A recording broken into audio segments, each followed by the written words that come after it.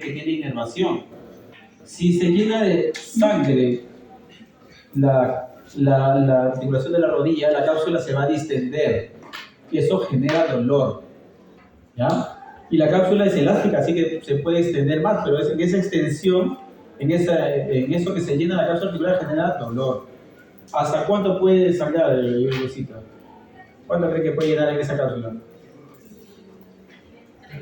Puede juntarte hasta 50, 100, 120. Puede sacar hasta 120 de sangre de la rodilla. Pero lo que quiero que sepan es que, o sea, vean la magnitud. Normalmente hay 3 a 4 ml y si simplemente se duplica esa cantidad, genera dolor. Entonces el sangrado, la hematrosis, genera dolor. Entonces, ¿cuál es el tratamiento para aliviar el dolor al paciente? Aparte de la inmovilización, meto cuchillo. ¿Qué van a hacer? Artrocentesis. Pues. Hacen su artrocentesis y el paciente se lo va a agradecer tremendamente. Ponen su agujita con la técnica que les he enseñado. No hace práctica conmigo. Y aspiran y sacan toda la sangre que hay ahí dentro. Y eso le calma bastante el dolor. Con eso ya le ponen su ferulita y si es que están en una provincia lo deriva, el paciente se va a ir tranquilo. Le va a traer luego su corderita para ¿Qué más? Hay que evaluar lesiones asociadas. ¿Qué lesiones asociadas pueden haber a ese nivel? Si fue golpe directo usualmente, rompió la rótula, ligamentos, ¿no? Partes blandas. ¿Qué ligamentos hay en la rodilla que se pueden romper? Los cruzados, anterior, posterior, los colaterales. ¿Qué más? Los retináculos, lateral, medial. El lóbulo juliano también se puede romper. El diagnóstico, entonces, ¿cómo lo hacemos? Con radiografías AP axial. Las axiales son estas, donde se ve la rótula como el sol naciente, dice así. Y se ve el surco intercondilio. ¿Ya? Hay varias incidencias. Esta es una imagen, por ejemplo, lateral, donde se ve que el polo inferior se ha fracturado y se ha distendido. ¿Quién lo está manteniendo aquí? ¿Qué tendón? El tendón rotuliano, ¿no? Ahí lo mantiene, mientras el tendón rotuliano se queda con el polo inferior. Esta medición que ven aquí se llama Insal-Salvati. Esta medición de Insal-Salvati simplemente es sencilla. Mides cuánto mide del polo superior al polo inferior tu rótula y luego mides del polo inferior hacia la tuberosidad anterior de la tibia. Eso, la división de estas dos medidas te debe dar 1. Si es menos de 0.8, quiere decir que es una rótula baja, y si es más de 1.2, es una rótula alta. Solamente para el conocimiento. Ahí le va a servir para los siguientes temas que vamos a revisar ahorita. Otro dato importante, aquí, ¿dónde hay fractura? ¿Ven fractura? Por acá. ¿Hay o no hay? ¿Hay? Un poquito de... Le puede llegar el paciente, ese paciente en emergencia. ¿Ven o no fractura? Sí. ¿Dónde? ¿Aquí? ¿Aquí? Ahí. Pues no es fractura. ¿Qué es? Es una rótula bipartita. ¿Ya? La rótula bipartita es bastante común. ¿Ya? Hasta el 50%. La rótula bipartita, la característica es que está en el ángulo superoexterno, o sea, de su rótula lateral superior, ¿ya? Superoexterno. ¿Y por qué no sería una fractura? Porque miren, los bordes están remodelados, ¿ya? Pero hay que saber esto, porque lo pueden algunos confundir con una fractura, el paciente lo tiene inmovilizado 1 mes, 2 meses, y al final, rigidez articular. Acá está como son las artrocentesis, con la parte lateral. ¿Qué más? La clasificación de la... ¿Cómo clasificamos la fractura de rótula? Netamente si es que es abierta o cerrada, si la fractura es desplazada o no desplazada, como en este caso. Aquí, ¿qué creen? ¿El paciente va a poder hacer extensión o no? No, pues no hay conexión. Está fracturada la rótula ya. Ese paciente es quirúrgico, 100% quirúrgico, tiene que operarse. ¿Qué más? Entonces, fractura desplazada o no desplazada es una forma de clasificarlo, o por el patrón. Aquí está el patrón. Trazo transverso, no desplazado, trazo transverso desplazado, solamente que afecta el polo inferior, como acabamos de ver en la imagen anterior. en estrellado multifragmentario, verticales o osteocondrales. ¿Por qué son osteocondrales? Porque están por la cara articular, se desprende con parte de cartílago. Las más comunes son estas, ¿ya? Esto ocurre por mecanismo directo, o sea, golpe directo, o por el mecanismo indirecto que les dije que es una hiperextensión de la rótula, ¿no? Listo, seguimos. Tratamiento conservador. ¿Cuándo decimos que va a ir al tratamiento conservador?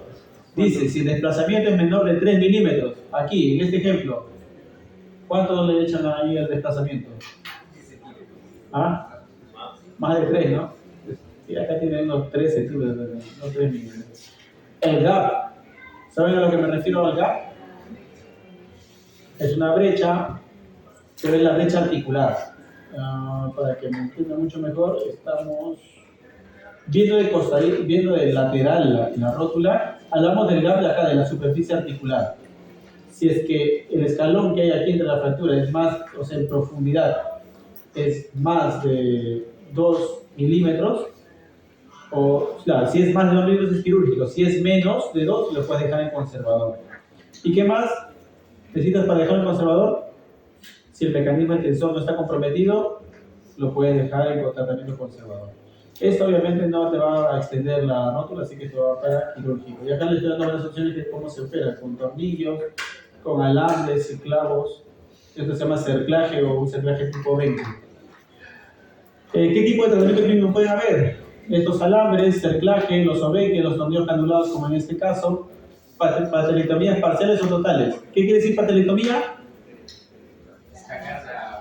Exacto, saco parte de la rótula, agarro y la boto. Exacto. Y ocurre, ¿eh? ¿Cuándo se hace eso? Cuando digamos, este segmento distal o el polo inferior está muy comminuto, no lo voy a poder armar. Así que se saca el segmento que está comminuto, los fragmentitos de hueso, y el tendón rotuliano se reinserta al segmento que queda. Obviamente pierde fuerza, porque recuerden que la rodilla funciona como una polea por la rótula. ¿Hasta cuánto creen que pierde de fuerza alguien que le hace una patelectomía total? Le sacas toda la rótula, que se puede, y he sacado yo la rótula. Hasta el 50%, exacto.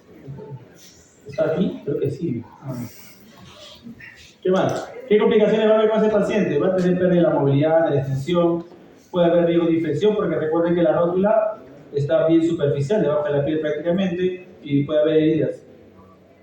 Puede haber retraso de ausencia en la consideración. ¿Qué dicen ustedes? ¿Hay o no hay?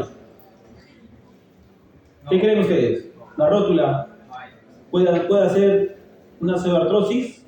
Y si el paciente... Sí, todo hueso puede hacer una pseudoartrosis, pero la rótula es menos probable. ¿Por qué? Porque hay una buena red vascular de ese nivel. Entonces es lo menos. Además es un hueso esponjoso, bien vascular, así que bien raro que te haga, pues está con 2%, ¿no? Y ya sabe cómo es, está en la parte articular, artrosis postraumática. ¿Acá creen que hay alguna fractura o no? Sí, ¿no? ¿Qué trazo habrá acá? ¿Qué tipo de trazo? Transverso. Vamos. Estas son las diferentes formas en las que se puede operar una rótula, con tornillos canulados, clavitos Kirchner, alambres. Esta forma que le colocamos se llama forma en 8 o un alambre circular, como en estos casos. Por ejemplo, si acá dice mucha combinación, también se puede hacer. Se sacan todos estos fragmentitos, se hace patelectomía parcial y se unen los dos segmentos más grandes, con tornillos, como en este caso, ¿no? Obviamente se reduce el tamaño de la rótula. Y el tratamiento conservador, siempre y cuando cumple estos criterios: desplazamiento, el gap, y si no está comprometido el mecanismo extensor, puede ir con su férula o yeso en extensión o en calza, que solamente inmoviliza la rodilla, nada más. Pero el paciente puede pisar, ¿no? ¿Por qué? Porque la rótula, ¿cuándo se activa o cuándo funciona? Con la extensión y la flexión. Entonces el paciente le puede mandar a caminar, no va a pasar nada. Acá un paciente interesante. Este paciente, por ejemplo, lo operaron en una clínica, pero viene porque no tiene mucho rango articular, tiene una herida que secretaba pus, y había mucho dolor. Estos clavitos que sobresalían le dolían. ¿Qué más ven acá? Cuando ya vino ya tenía como 6 meses después operado y el paciente no doblaba, tenía limitación. ¿Qué ven? ¿Pegó o no pegó ahí en la rótula? ¿Ah? A media. ¿Sí? ¿Está en el retraso de conciliación, pseudoartrosis? ¿Y por qué cree que pudo pasar eso? Los. ¿Mala técnica quirúrgica? Ahí tienen los clavos, tienen el alambre, han hecho los brinques. ¿Qué cree que pasó? Ven bastante material, ven bastante tornillo y incluso tiene doble cerclaje, bucle. La infección. A mí que me da a entender si yo veo eso, que probablemente han abierto mucho y han desperiostizado mucho el huesito, se lo han desvascularizado, o sea, han pelado mucho el huesito, entonces han dañado la vascularidad. Ya, porque la rótula es bien raro que tenga una pseudoartrosis. ¿Por qué este paciente ya está en pseudoartrosis? ¿Qué le pedirían para ver la pseudoartrosis? O están sospechando, con dolor, ven la radiografía, aquí hay un puente, no se ve muy bien, pero acá hay algo que llama la atención, parece que no se hubiese pegado, le duele al paciente. Tomografía, ahí está, tomografía. Entonces, ¿qué ven en la tomografía? Ven el cerclaje y aquí se ve que no ha pegado. ¿Acá ves? No pegó el huesito. Si está unido solamente por el alambre que está ahí. ¿Qué se hizo? Se entró a la sala de operaciones, se sacó todo lo que tenía ahí. Vieron la otra imagen en la que les mostré, se sacó los segmentos que estaban reabsorbidos, se reavivaron bordes, se trató de no, si ven acá, es un abordaje directamente hasta el hueso para no lastimar más la vascularidad. Se redujo, se pasaron unos tornillos interfragmentarios canulados, se aumentó injerto en la zona, o sea, se aumentó vitalidad, y esto fue más o menos a los 8 meses. Pero parece que no pegó, ¿no? ¿O qué dice? ¿Pegó o no pegó? Le tomo su tomografía. Y la tomografía, si compara con esta, sí pegó, ¿cierto? Sí pegó. A los 9 meses la fractura consolidó, el paciente quedó con un poco atrofia por el tiempo que estuvo en recuperación, tenía 8 meses previos a que yo lo operara, y más el tiempo que le tomó recuperar, pues quedó con atrofia. Llegaba a 90 y bueno, estos no son cuando ya se fue de alta, con alta ya se fue con 110 grados. Entonces ya había recuperado por lo menos la funcionalidad, ¿no? Fractura del platillo tibial, bastante común. La fractura del platillo tibial, igual, bimodal, o sea, bastante en adultos mayores y en pacientes jóvenes. Vamos a ver directamente la anatomía. El platillo tibial, que son la parte proximal de la tibia, ¿ya? Está cubierta por estas dos estructuras protegidas. ¿Qué son? Menisco. ¿Este qué es? ¿Menisco lateral o medial? Medial. El medial recuerden que tiene forma de C y el lateral en forma de O. ¿Ya? ¿Qué más? ¿Qué más vemos en la parte proximal? Tenemos la TAT, la tuberosidad de la tibia. ¿Qué se inserta ahí? El tendón rotuliano. ¿Qué más? ¿Qué característica más tiene el platillo tibial? Hasta acá, en esta podemos ver. El platillo medial es mucho más grande y es mucho más cóncavo, es decir, que está más hundido. ¿Para qué me sirve saber esa parte de la anatomía que el platillo medial es más cóncavo, es más hundido? Porque cuando yo coloco unas placas aquí a este nivel, y si yo no tengo esa referencia, paso los tornillos y van a quedar dentro de la articulación porque no sabía que este huesito es más hundido, ¿no? Para eso me sirve saber que el platillo medial es mucho más cóncavo. ¿Qué más? Esta superficie está cubierta por cartílago, ¿no? Que se articula con el cóndilo femoral, que acabamos de ver hace un momento. Tiene dos prominencias, o varias en realidad prominencias óseas. El tubérculo de Jerdie, que está acá en la parte lateral, al costado de la TAT, que se inserta ahí, viene de la parte lateral. No, de la lateral no. La cintilla ilotibial viene de la parte alta de la cadera y se inserta hasta el tubérculo de Jerdie, que ayuda en la parte de la flexión de la rodilla. ¿Ya? ¿Qué otra estructura más? La TAT, yo le dije el tendón rotuliano. Y este dato importante que dice que la tibia proximal tiene una inclinación posterior. Si yo veo la tibia esta de una vista lateral, no es recta, tiene una caída hacia posterior. como inclinada.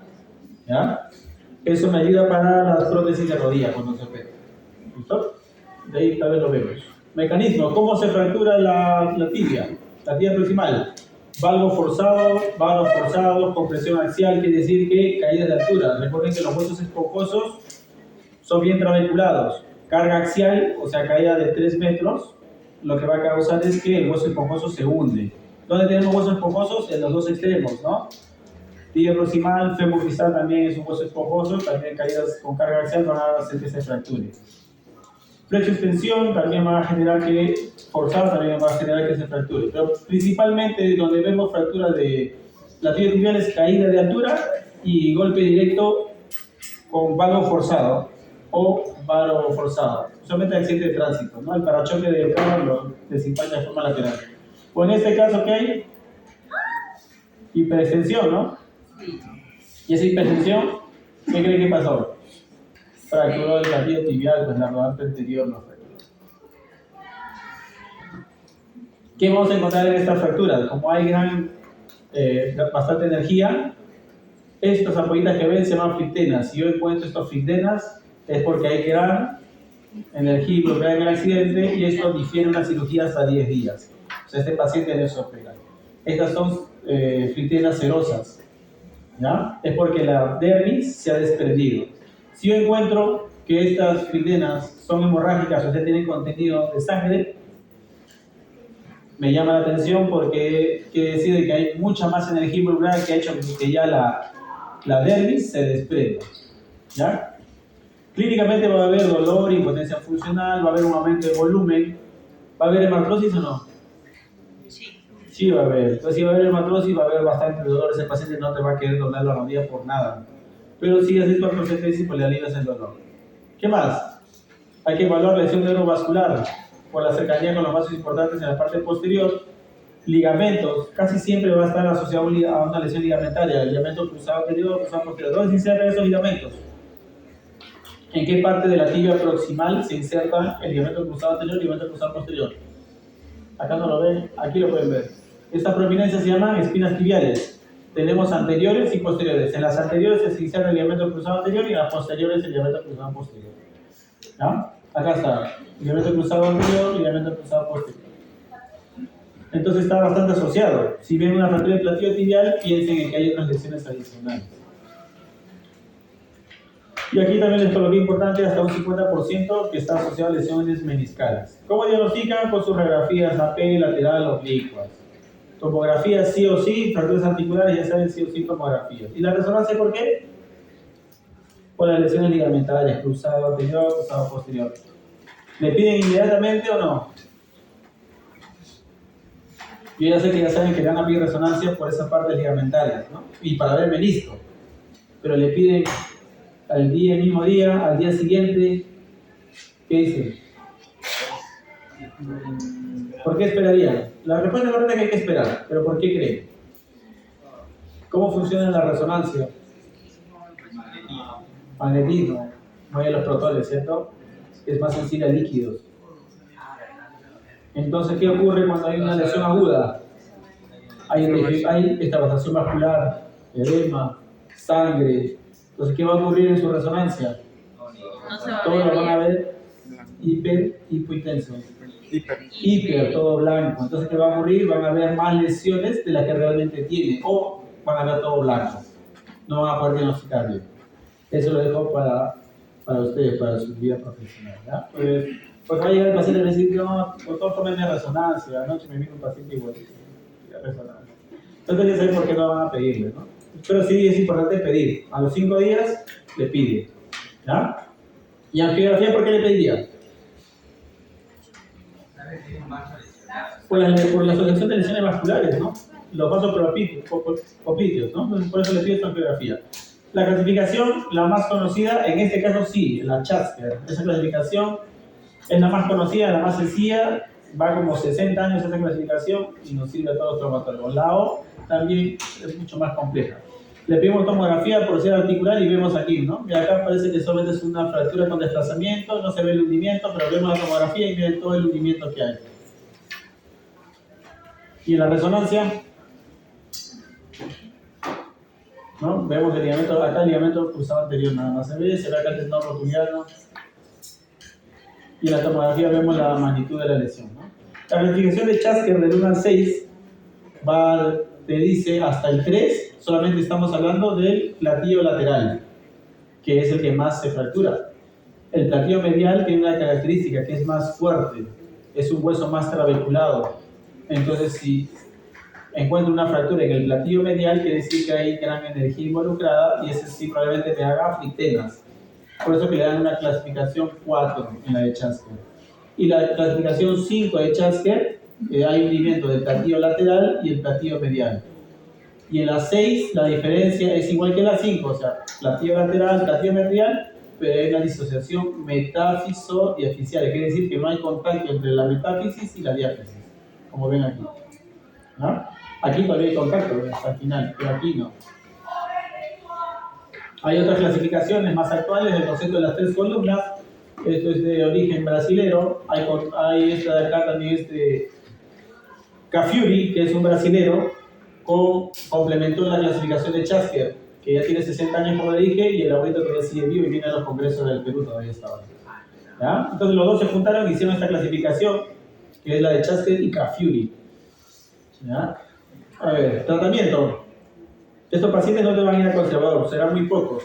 Muy similar a lo de la rótula. Vemos el escalón o el gap. Si es menos de 2 milímetros, o sea que no había desplazamiento prácticamente, se puede ir a un yeso y hacer carga parcial recién a los 2 meses.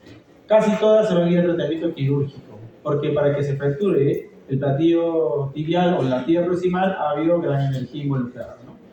Entonces, si está asociado a politraumatizado, sí o sí se opera. Si hay incongruencia articular mayor a 2 milímetros o el gap más de 2, se opera. Si hay deformidad en valgo, o sea, quiere decir que la rodilla ingresa hacia la línea media, más de 5 grados, tiene que operarse. Si hay lesiones meniscales asociadas o ligamentarias, también se opera. Rodilla flotante. ¿Qué es una rodilla flotante? ¿Qué le suena? ¿Dónde tienes? ¿Ah? Fractura en la diáfisis femoral y fractura en la diáfisis tibial. Eso es una rodilla flotante. ¿Ya? Esas vienen asociadas a fracturas de la tibia proximal, sí. Entonces se operan, sí o sí. ¿Ya? ¿Qué complicaciones va a haber? Ya saben, ya esto es lógica. Rigidez articular, artrosis postraumática. ¿Qué más? Mala unión o no unión, o sea, va a haber pseudoartrosis y lesiones vasculares, principalmente de arteria, la poplitea, por eso que le creamos su angioten también le podemos decir, ¿no? Aquí algunas opciones de tratamiento quirúrgico. Esta es una Chasker 2, ven que le pusimos unos tornillitos y se corrigió. Una radiografía de una Chasker 2 igualita con una placa lateral, así es como la vemos. El abordaje es un abordaje anterolateral. Por ahí se coloca una placa y esto que ven, esta manchita es injerto. Como les dije, el platillo tibial es un hueso esponjoso que colapsa. Lo que hacemos es elevar toda la superficie articular, levantar, y debajo de eso se coloca injerto óseo para que soporte y no colapse nuevamente. Y estos tornillos hacen eso, es como una tarima de una cama. Para que el colchón no se hunda, colocamos eso, para que el huesito, la superficie articular no se vuelva a hundir. Esto vendría a ser como una tarima, ¿no? Para que me haga la referencia, para que me entiendan y sepan de qué hablamos. ¿Ya? Entonces eso es cómo se soluciona este tipo de fracturas. ¿Ven? Aquí hay hundimiento. Levanto esta superficie articular que se ha colapsado, elevo, me va a quedar un hueco aquí, coloco injerto, pongo mi placa que me va a dar estabilidad angular y soporta todo el peso, ¿no? Para que el paciente pueda volver a caminar. Esto, por ejemplo, son imágenes dentro de sala de operaciones, esto se marca en C. Acá están viendo cómo se redujo la fractura, acá está la fractura. Vemos visualmente muchas veces o por vía artroscópica. Las fracturas de Chasker 3, 4, 5, donde hay gran convulsión articular, usamos la artroscopía como apoyo dentro de la cirugía. La artroscopía, ¿qué es? Ingresamos con cámaras dentro de la rodilla y vamos viendo cómo se va reduciendo la superficie articular. Esto igual es una Chasker 4. Si solamente está afectado el platillo medial. El 4. 4, ahí está, 4, está bien. Entonces, ¿qué quiere decir? Que hay gran combinación, probablemente esta especie de isoflintenas, se coloca una placa de soporte y listo. Esta, ¿qué les parece? No se ve bien, ¿no? Parece una 5, sí es una 5, no hay disociación metafísico-fisaria. Y en este caso han colocado doble porque los dos platillos estaban afectados, entonces doble placa.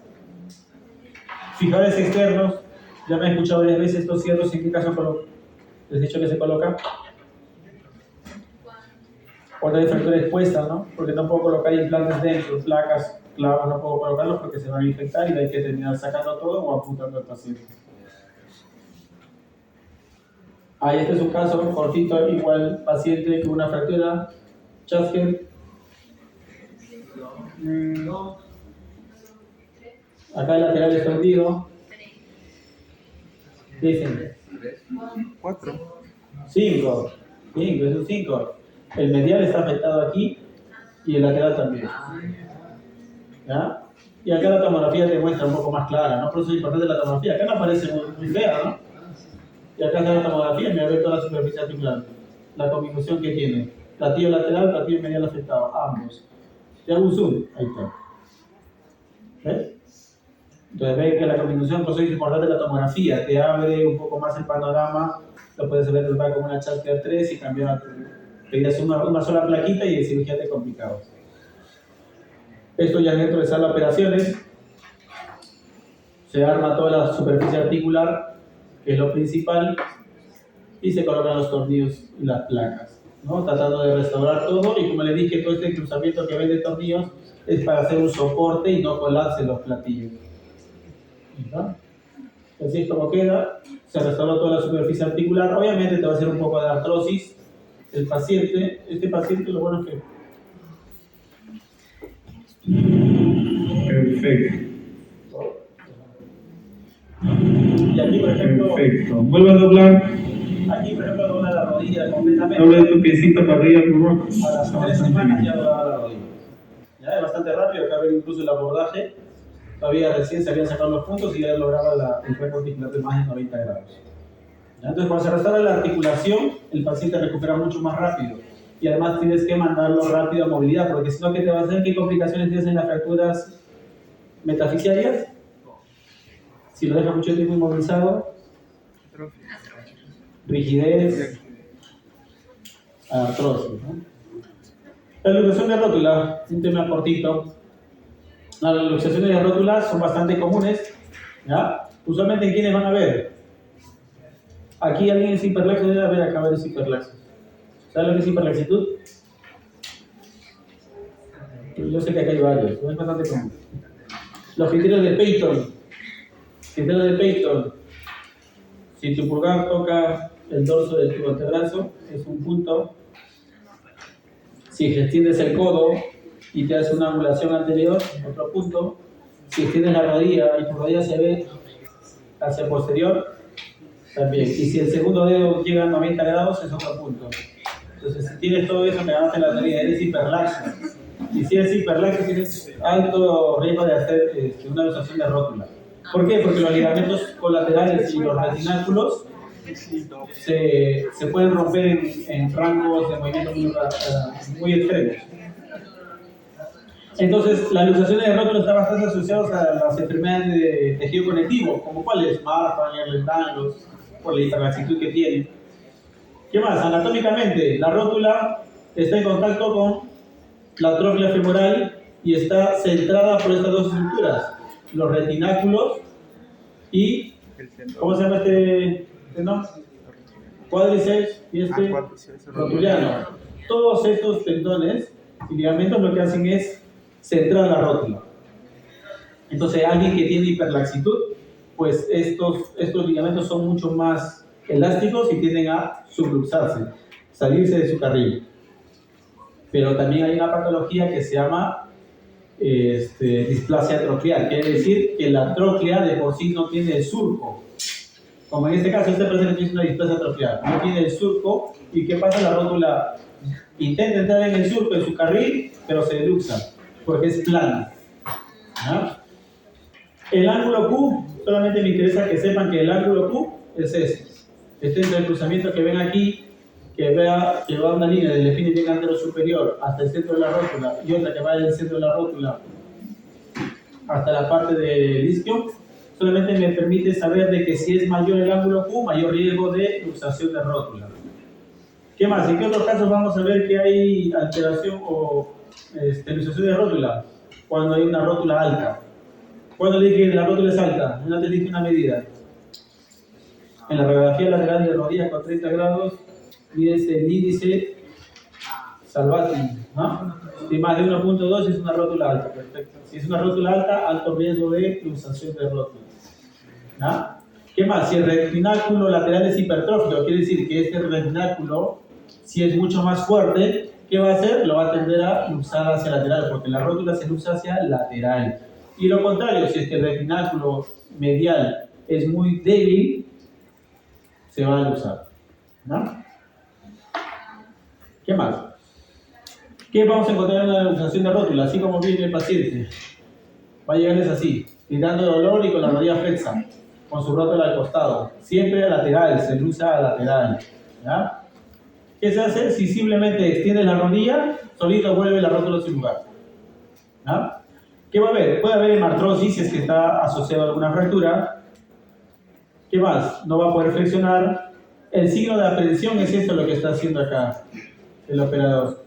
Intentas lateralizar la rótula y ¿qué siente el paciente?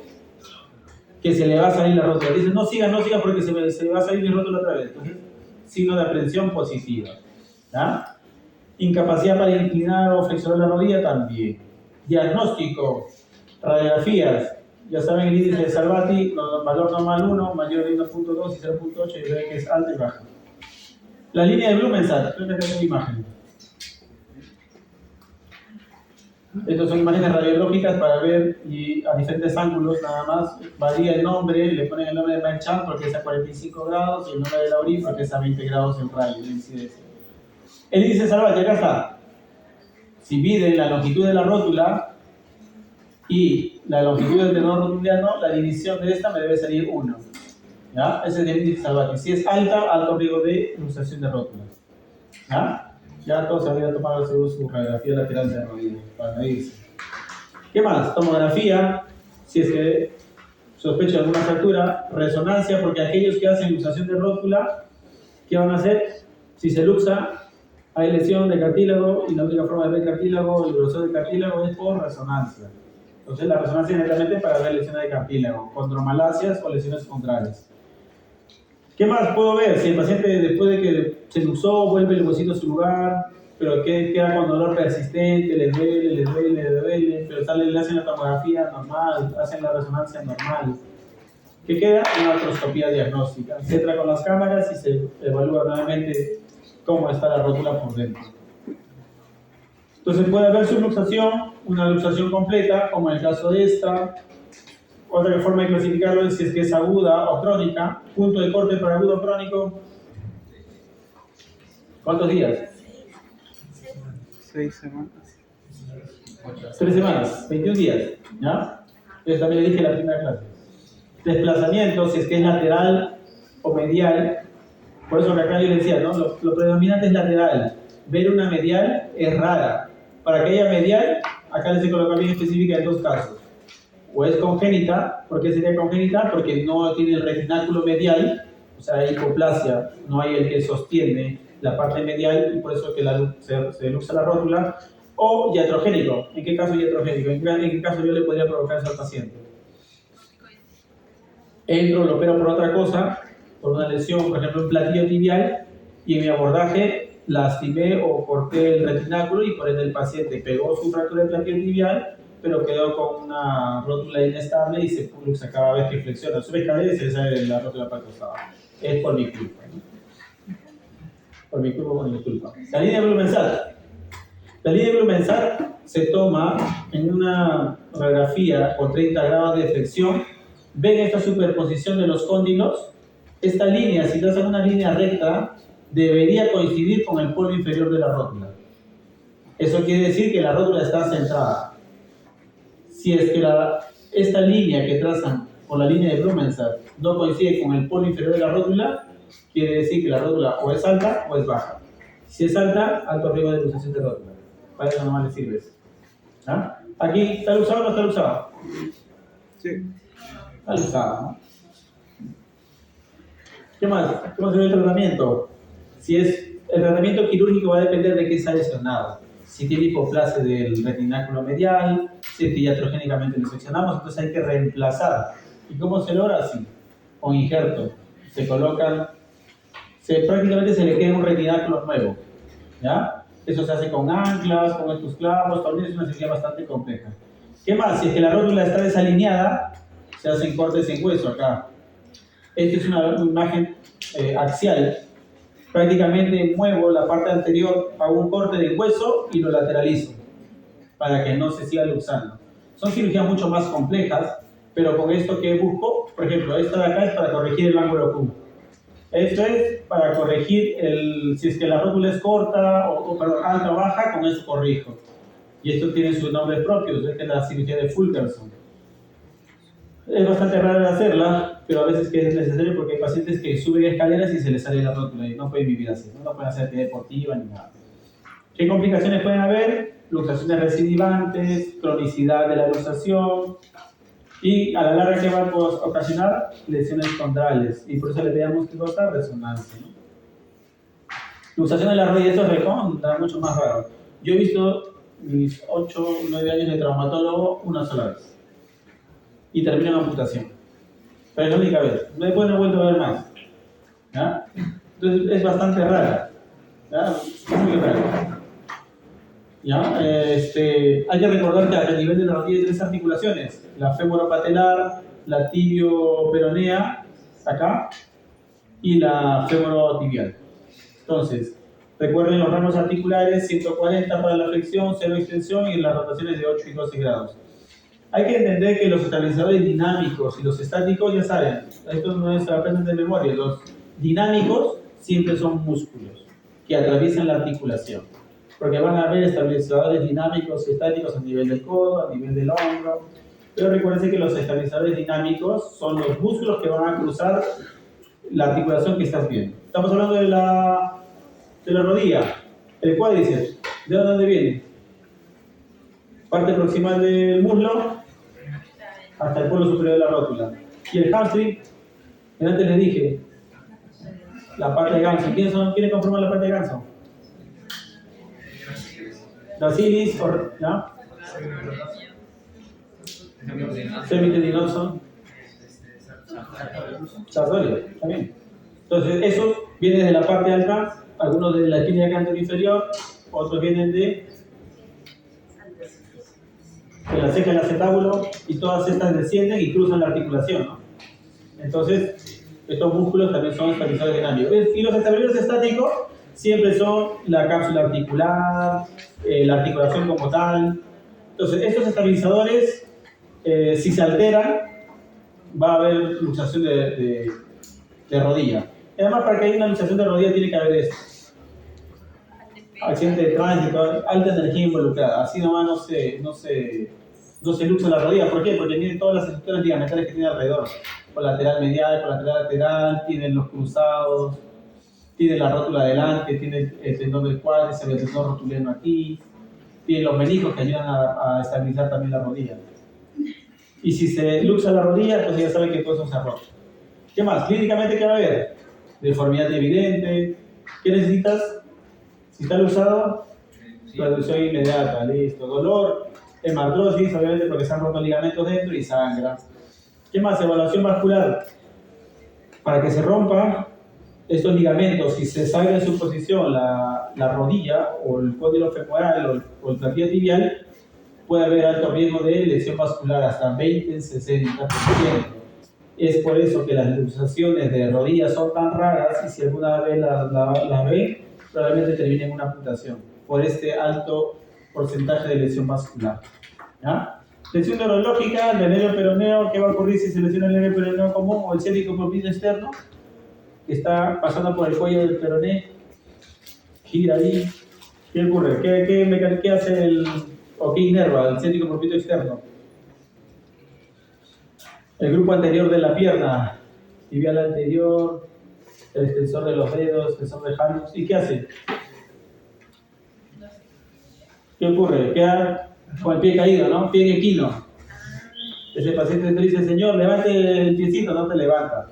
Entonces probablemente tenga una lesión del ciático profito externo o el peroneo común. ¿Ya? Diagnóstico, ¿cómo lo vas a diagnosticar? Obviamente con clínica, vas a ver su pierna por un lado, su muslo por el otro lado. Radiografía netamente para ver cuál es la dirección. Angiografía, ya sabes por qué, por este índice de lesión vascular. Y la resonancia magnética, netamente, si es que no termina en una amputación, ¿la resonancia para qué le sirve? Ver la vasculatura.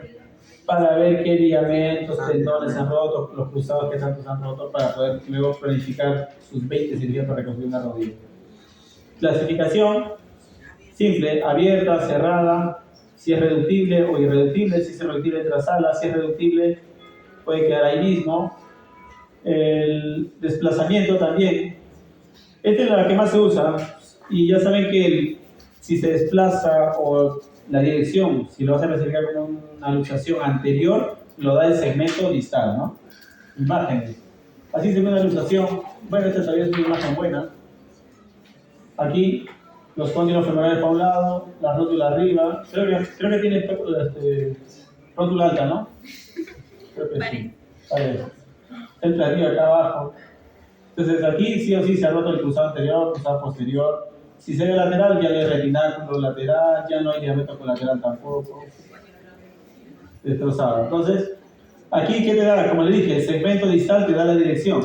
¿Esto qué es? ¿Anterior? ¿Posterior? Anterior. Aquí, ¿lateral o medial? Medial.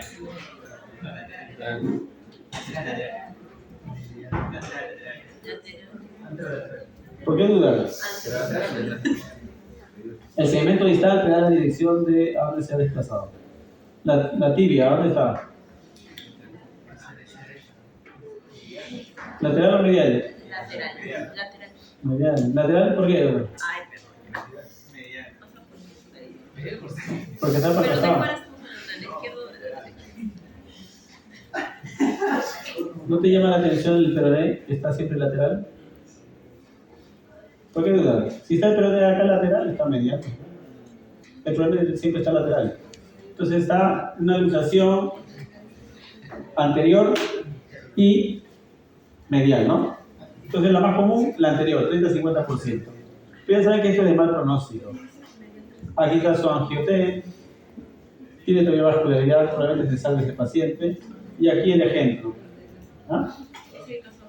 Listo, el tratamiento, ¿qué se hace? Conservador si que se logra reducir, pero es raro que se reduzca. ¿Ah? Todos son quirúrgicos porque para que se haya usado se debe que romper bastantes ligamentos. Entonces siempre van a terminar en cirugía, no solamente para reducirla, sino también para reparar todas las lesiones que hayan habido. Y como esto está asociado a lesión vascular, ¿qué ocurre? Que se hace fasciotomía profiláctica. ¿Qué es fasciotomía? Hacemos corte y le damos las fascias. Porque cuando está angulada la arteria, la zona distal está isquémica. Si yo lo reduzco, ya sea en sala o en el área de emergencia, hay un síndrome postperfusión, donde se libera gran cantidad de radicales libres y puede causar una necrosis distal por aumento de volumen, como un síndrome compartimental, lo mismo. Entonces, ¿qué hago? Hago mi fasciotomía profiláctica para evitar ese síndrome post-reperfusión. Por eso dice isquemia más de 6 horas. Amputación en hasta un 86%. Esto es bastante alto. La única vez que he visto terminó en amputación. O sea, para mí es 100%. Luego, ¿qué va a entrar a la sala? Para reparación ligamentar y los meniscos. ¿Qué complicaciones van a haber? Inestabilidad, rigidez, lesión vascular, nerviosa. El síndrome compartimental, ¿por qué? Por la reperfusión, y la trombosis venosa por el bloqueo que hay por la angulación que vaya en el retorno. Listo.